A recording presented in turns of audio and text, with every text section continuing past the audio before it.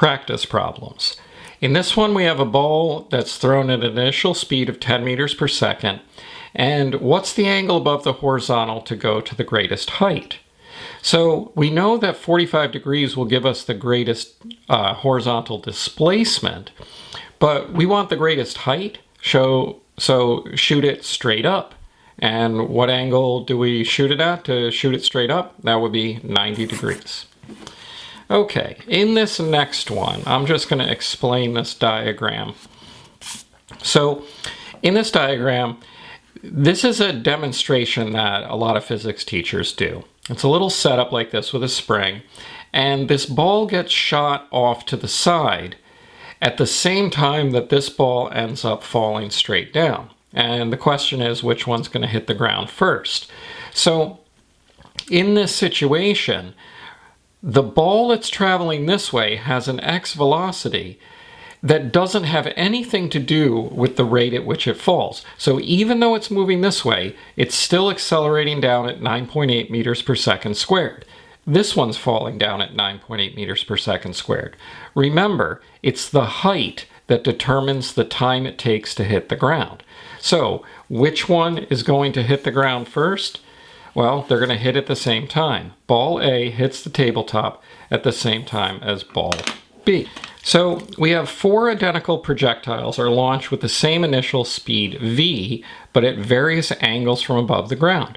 Which diagram represents the initial velocity of the projectile that will have the largest horizontal displacement? This comes back to the problem that we've seen multiple times now.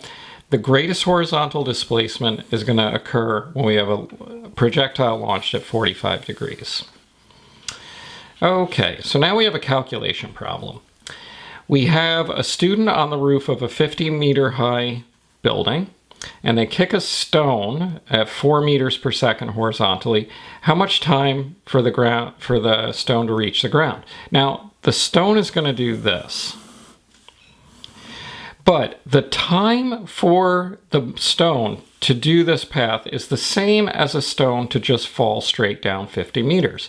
So we're going to do a y trip.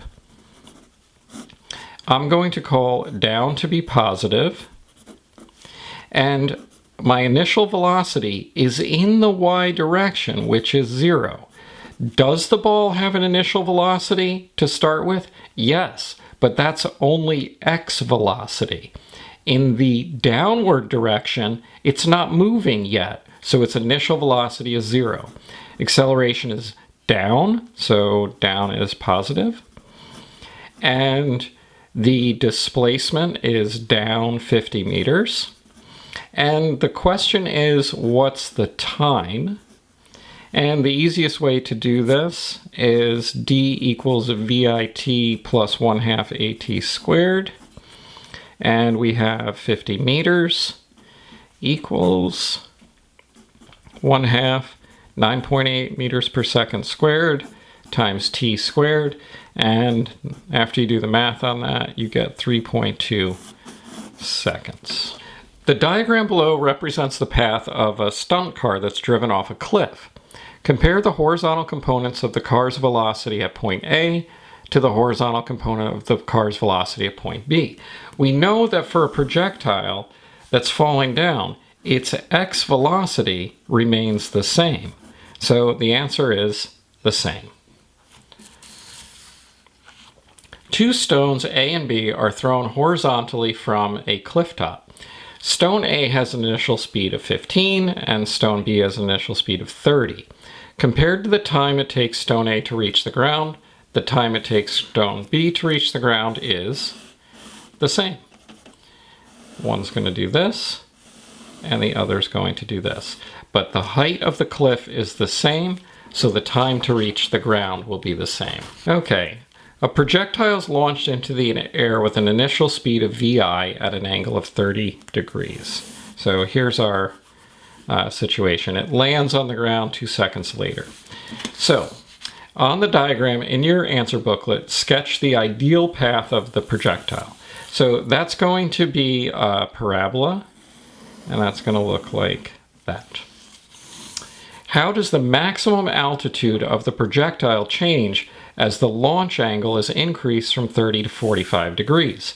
So if we're launching it at 30 degrees, and then we increase that launch angle to 45 degrees, we have increased the vertical component. So the vertical component, the VIY, is larger. And if the VIY is larger, then the maximum altitude will also be larger. It'll go higher because it has more VIY. And the last question is, how does the total horizontal distance traveled by the projectile change as the angle is increased from 30 to 45? We know that the maximum horizontal displacement occurs at 45 degrees, so if we increase from 30 to 45, it will also increase. And the last question, number 10. A volleyball is hit into the air at 10 meters per second. Which vector best represents the angle above the horizontal in which the ball should be hit to have remain in the air for the greatest amount of time? So that's going to be the one that goes the highest, and if we want it to go the highest, then we launch it at the steepest angle, which would be 90 degrees.